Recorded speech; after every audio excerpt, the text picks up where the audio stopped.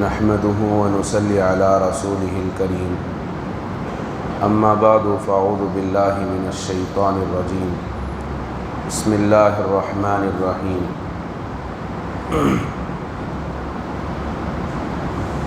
وقد قال النبي صلى الله عليه وسلم سبعة يظلهم الله في ظله یوم لا ظل الا ظلہ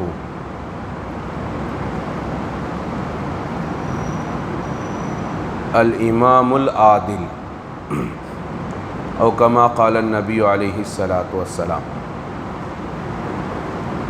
محترم معزز سامعین کرام، برادران ملت،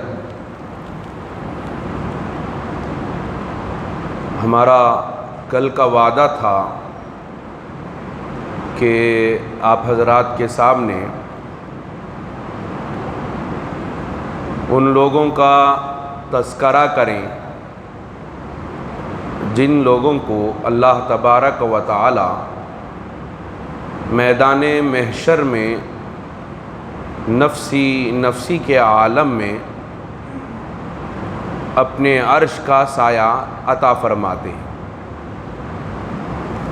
میں نے کل ذکر کیا تھا تقریباً 40 ایسے اعمال ہیں جن کے کرنے سے،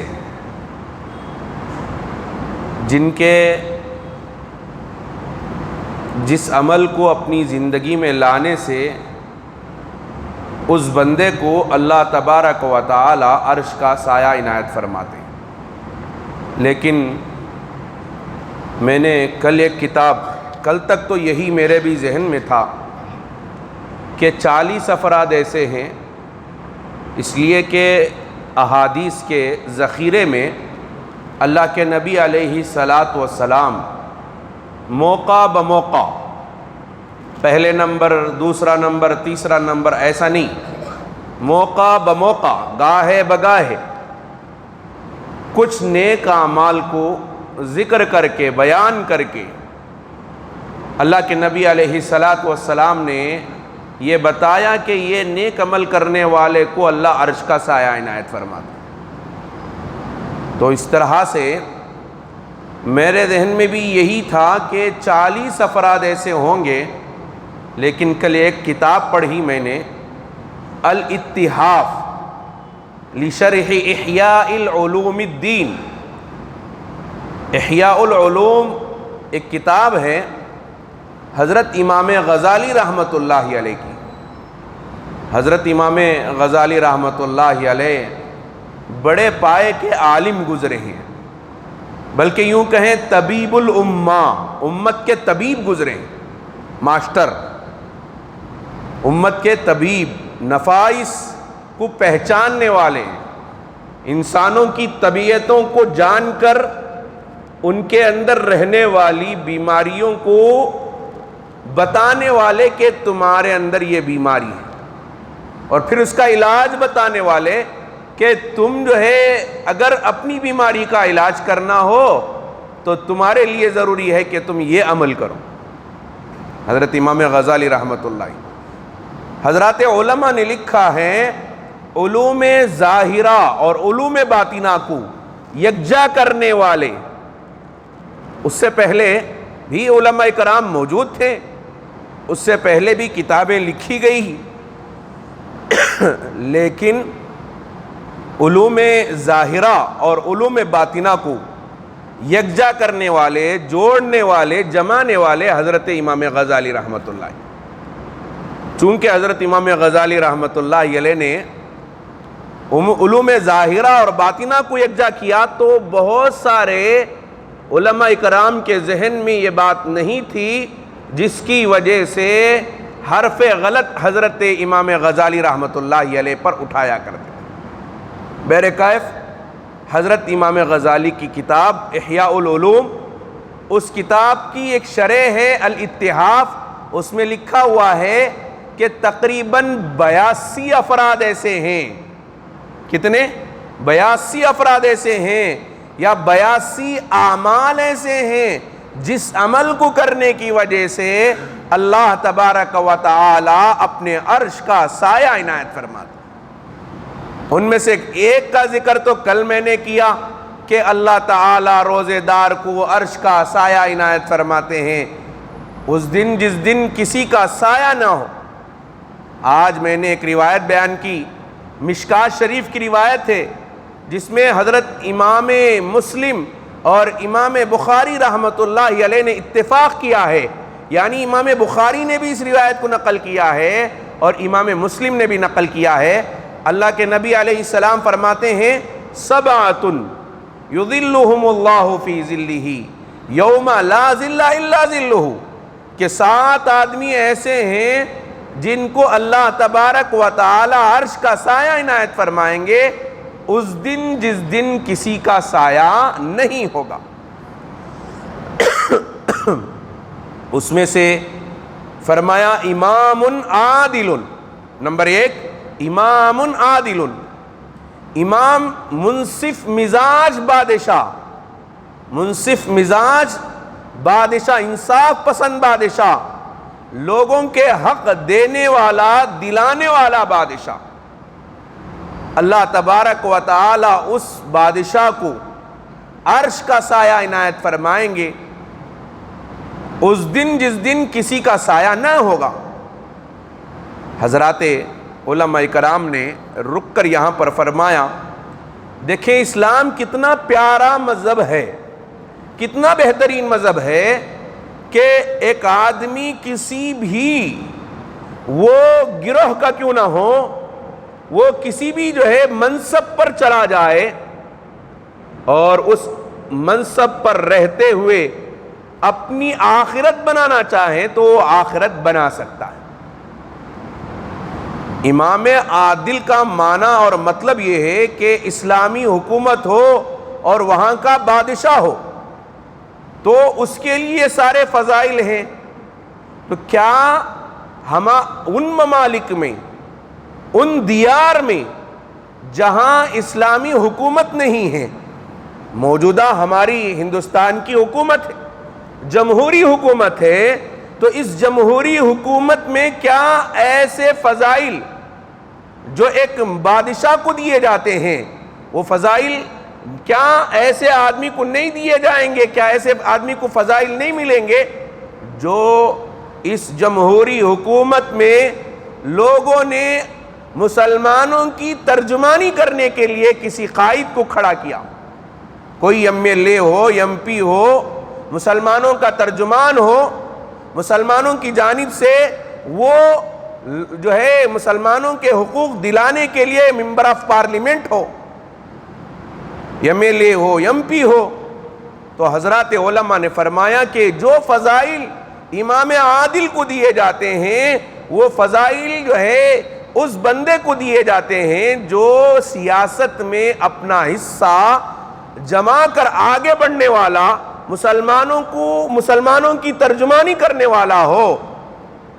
تو اس کا مطلب یہ ہوا کہ آج کل جو ہمارے ذہن میں ہے لفظ سیاست ہمارے ذہن میں کیا ہے کہ بھائی سیاست جیسے ہی لفظ بولا جاتا ہے تو ذہن میں تصور آتا ہے کہ سب سے بڑا دنیا دار انسان ہے، سب سے بڑا دنیا دار انسان ہے، اسلام کا اور سیاست کا کوئی تعلق نہیں ہے۔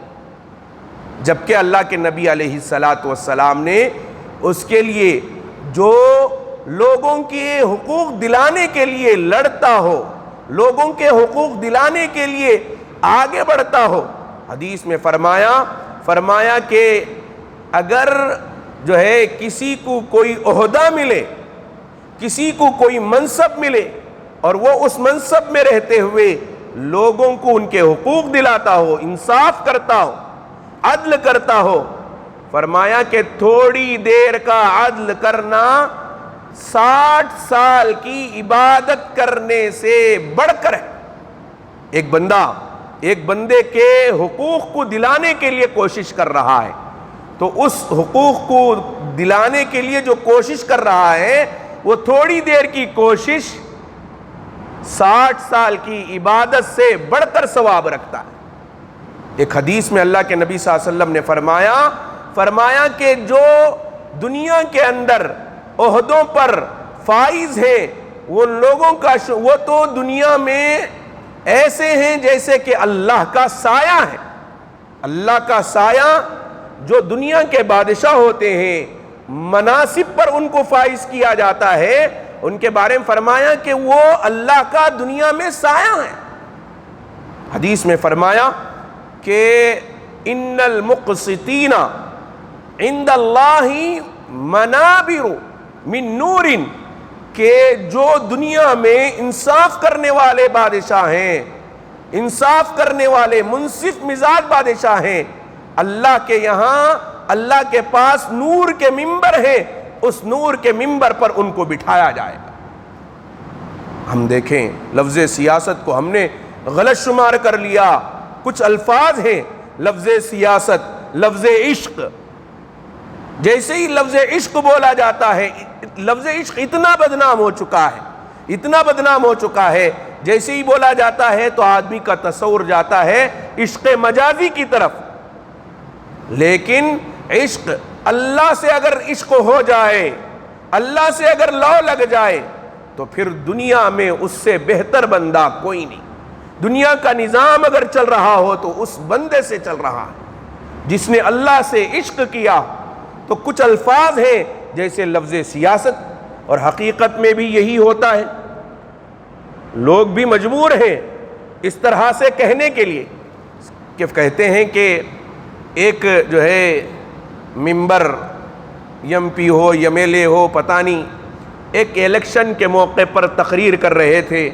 تقریر کے دوران وہ پہلے سے 2 مرتبہ جیت چکے تھے.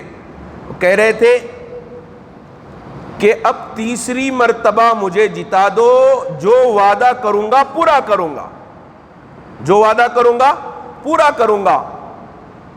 اس لیے کہ پہلی مرتبہ تم نے مجھے جتایا تو میں نے پہلی مرتبہ جیتنے کے بعد جو پوزیشن مجھے ملی، جو طاقت ملی، اس طاقت سے میں نے اپنا اور اپنے گھر والوں کا، اپنا اور اپنے بیوی بچوں کا پورا خیال کیا.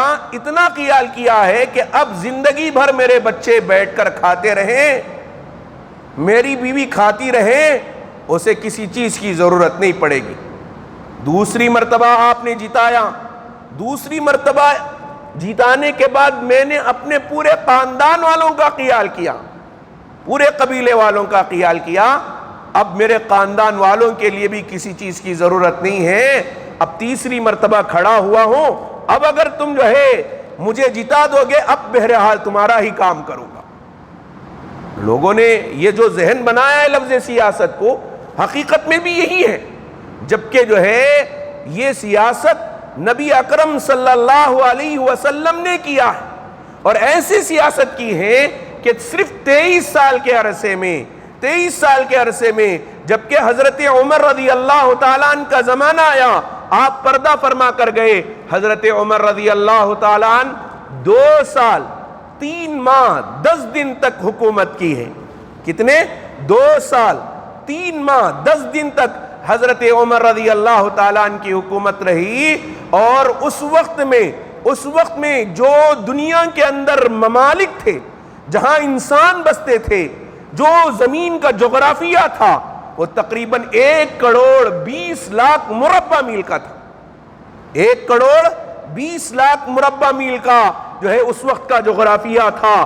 کہتے ہیں کہ حضرت ابو بکر صدیق رضی اللہ تعالیٰ عنہ نے 2 سال 3 ماہ 10 دن تک جو حکومت کی، تقریباً 11.5 لاکھ مربع میل کے فاصلے پر جتنے ملک آتے تھے، ان ممالک میں حضرت ابو بکر صدیق رضی اللہ تعالیٰ نے حکومت کی.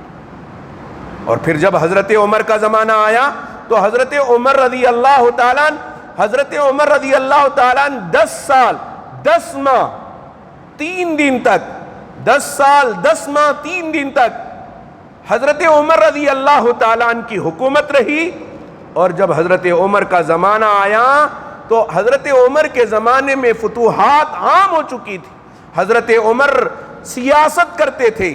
سیاست کا مطلب ہرگز بھی ہمارے الفاظ پر مبنی نہ کریں. ہم اس پر جو ہے اپنے آپ کو ذہن کو اس طرف نہ لے جائیں، بلکہ آپ نے امیر المؤمنین کا لقب حاصل کیا اور حکومت کی تو وہ حکومت تھی تقریباً 42.5 لاکھ مربع میل پر، 42.5 لاکھ مربع میل پر حضرت عمر رضی اللہ تعالیٰ عنہ کی حکومت رہی۔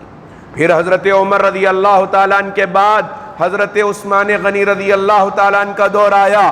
حضرت عثمان غنی رضی اللہ تعالیٰ عنہ 12 سال 12 دن کم 12 سال 12 دن کم 12 سال برابر حضرت عثمان غنی کی حکومت رہی، اور جب تک حکومت رہی فرماتے ہیں کہ تقریباً 44.5 لاکھ مربع میل پر دنیا کا جو جغرافیہ تھا، دنیا کا جو جغرافیہ تھا 1.20 کروڑ مربع میل تھا، اور مسلمانوں کی حکومت اس وقت میں جبکہ اللہ کے نبی علیہ السلام پردہ فرما کر ابھی 20 سال کا عرصہ نہیں ہوا تھا، اس 20 سال کے عرصے میں حضرت عثمان غنی رضی اللہ تعالیٰ نے تقریباً جو ہے آدھے کے قریب تک حکومت کی، آدھے سے قریب دنیا کے اندر جتنے ممالک آتے تھے اس پر اسلامی مملکت کا ڈنکا بچا دیا اور اسلامی مملکت کے جھنڈوں کو گاڑ دیا۔ پھر حضرت علی رضی اللہ تعالیٰ عنہ کا زمانہ آیا، تقریباً 5 سال تک حضرت علی کرم اللہ وجہہ نے حکومت فرمائی، اور وہ 5 سال 22 لاکھ مربع میل پر، 22 لاکھ تھوڑا کم ہو گیا اس لیے کہ حضرت امیر معاویہ رضی اللہ تعالیٰ عنہ ایک طرف حکومت کر رہے تھے اور ایک طرف حضرت علی رضی اللہ تعالیٰ عنہ، تو دونوں کے اندر ڈیویڈ ہو چکا تھا جس کی وجہ سے کم ہو گیا۔ لیکن 5 سال کے بعد 6 مہینے حضرت حسن رضی اللہ تعالیٰ عنہ بھی یہی جو ہے 22 لاکھ مربع میل پر حکومت رہی۔ لیکن جب حضرت حسن رضی اللہ تعالیٰ عنہ نے اس امامت کا منصب حضرت امیر معاویہ کے حوالے کر دیا تو حضرت امیر معاویہ رضی اللہ تعالیٰ عنہ کاتب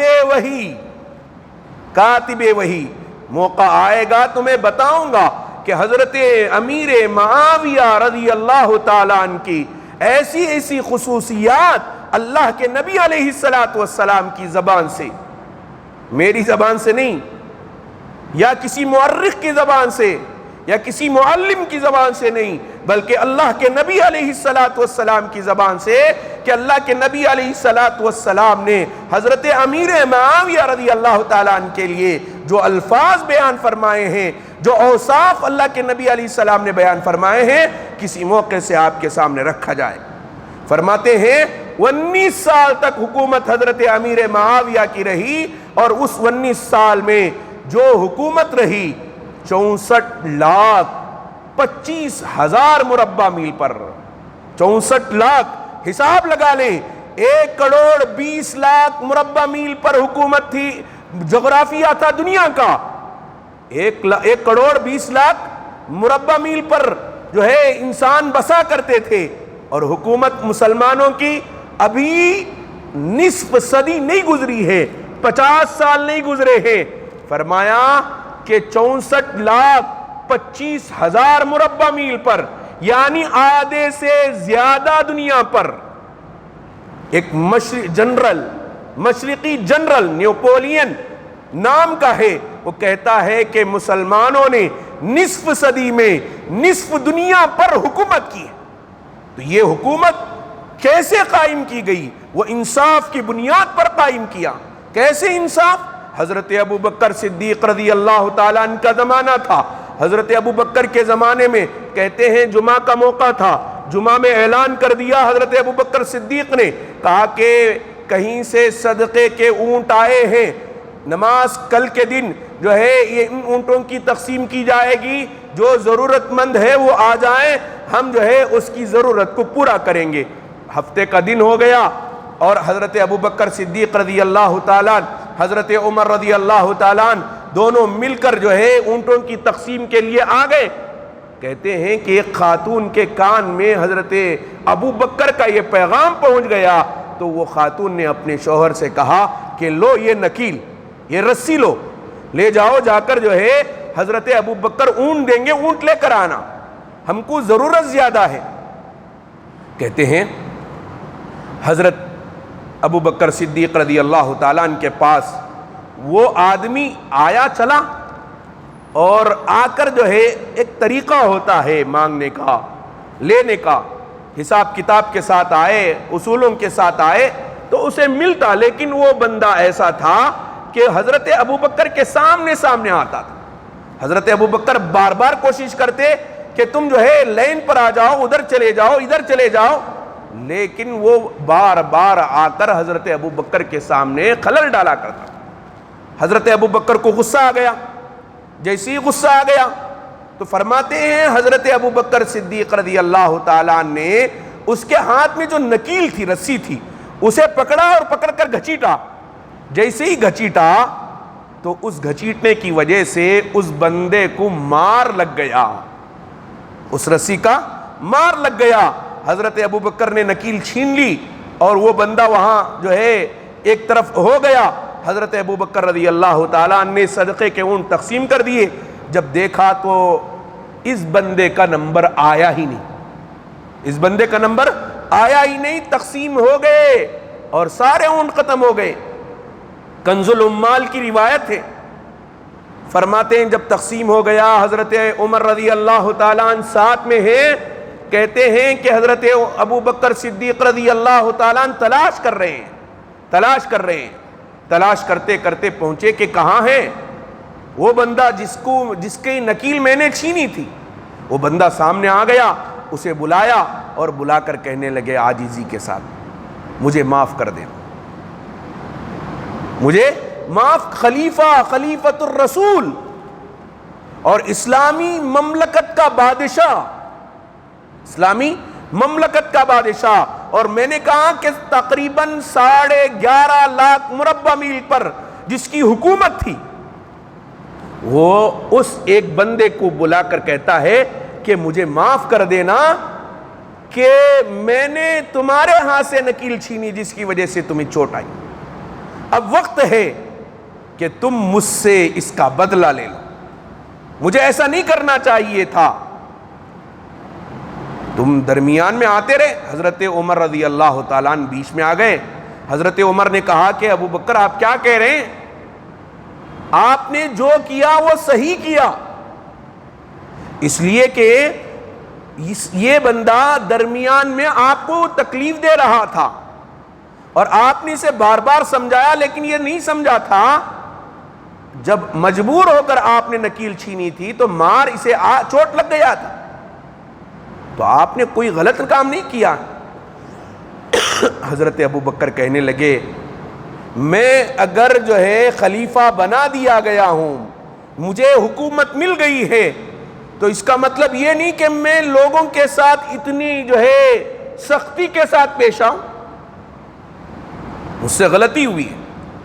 اب جو ہے اس بندے کو پورا حق ہے کہ وہ یہ بندہ مجھ سے پورا بدلہ لے، یعنی بدلہ لے کا مطلب یہ ہے کہ جیسے میں نے اسے مار لگائی ہے ویسے یہ مجھے مار لگائے۔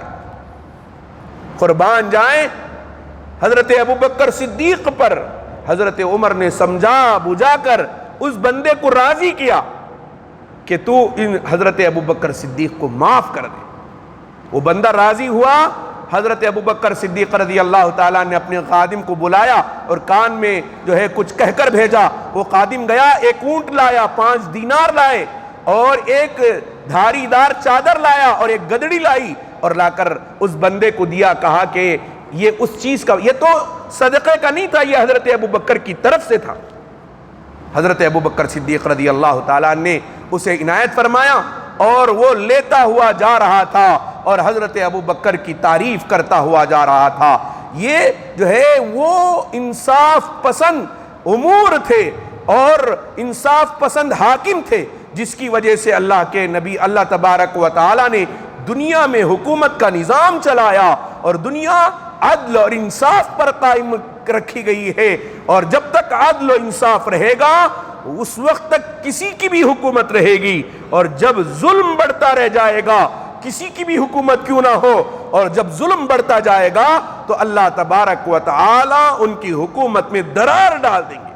اللہ ظلم کو پسند نہیں کرتے. مسلمان ہوں اور ظلم کریں اور وہ حکومت پر ہوں، برسر پیکار ہوں، تو اللہ تبارک و تعالی مسلمانوں سے اس حکومت کو چھین کر، اس لیے کہ وہ اس حکومت اس لیے دی گئی تھی، برسر پیکار اس لیے لایا گیا تھا کہ لوگوں کے حقوق دیے جائیں، لوگوں کو انصاف کا معاملہ کیا جائے. لیکن چونکہ انصاف کا معاملہ نہیں کیا ہے تو اللہ تبارک و تعالی وہ حکومت چھین کر کسی اور کے حوالے کر دیں گے. تو اب یاد رکھیں، جن ممالک کے اندر ظلم ہو رہا ہے، تشدد ہو رہا ہے، جس ملک کے اندر مسلمانوں کے ساتھ، کسی بھی قوم کے ساتھ ظلم کیا جائے، تو یاد رکھیں یہ حکومت زیادہ دن تک چلنے والی نہیں ہے. اللہ کی طرف سے اللہ کی پکڑ آئے گی، اور اللہ انصاف کرنے والے ہیں، اور انصاف کرنے والوں کو ایک دن ضرور لائیں گے، اور وہ دن ضرور ہم دیکھیں گے کہ منصف مزاج لوگ ہمارے اوپر حکومت کریں گے اور پوری دنیا کے اندر ڈنکا مچے گا. اللہ وہ دن بھی لائے کہ جو ہے پورے دنیا کے اندر اسلام کا اور عدل و انصاف کا پرچم لہرائے، اور عدل و انصاف کے ساتھ حکومتیں چلانے والے اللہ تبارک و تعالی بھیجیں. اللہ ہم سب کو ان باتوں پر عمل کرنے کی توفیق عطا فرمائے. بہت ساری باتیں ہیں اسلامی مملکت کی. حضرت عمر رضی اللہ تعالیٰ نے انصاف سے متعلق کتنے بہترین کام کیے ہیں، اور حضرت عثمان غنی نے، اور بلکہ ہمارے اس ہندوستان کے اندر جو بادشاہ گزرے ہیں، وہ اسلامی مسلمان بادشاہوں نے کس انداز سے انہوں نے اس انصاف کا دامن چھوٹنے نہیں دیا، انصاف کو برقرار رکھا. لیکن وقت اس بات کی ہمیں اجازت نہیں دے رہا ہے، چونکہ رمضان المبارک کی یہ مبارک گھڑیاں ہیں. اللہ تبارک و تعالی سے دعا ہے کہ اللہ تبارک و تعالی ہم سب کو ایسے منصف مزاج بننے کی اللہ توفیق عطا فرمائے. ہم میں سے کسی کو بھی سرکاری کوئی عہدہ ہم میں سے کسی کو ملا ہو، سرکاری کوئی عہدہ ہم کو ملا ہو، یا ہم میں سے کوئی ہم مسلمان قائد بن کر کھڑا ہو، تو چاہیے کہ کوشش یہ کریں کہ جس کا جو حق ہے وہ حق ہم ضرور دینے کی پوری کوشش کریں گے، تاکہ ان فضائل کے ہم مستحق ہو سکیں جن فضائل کو اللہ کے نبی علیہ السلام نے بیان فرمایا کہ وہ بندہ عرش کے سائے میں رہے گا جس دن سارے لوگ پریشان ہوں گے. اللہ ہم سب کو عمل کی توفیق عطا فرمائے. آمین. وآخر الدعوانا ان الحمد للہ رب العالمین. سبحان اللہ.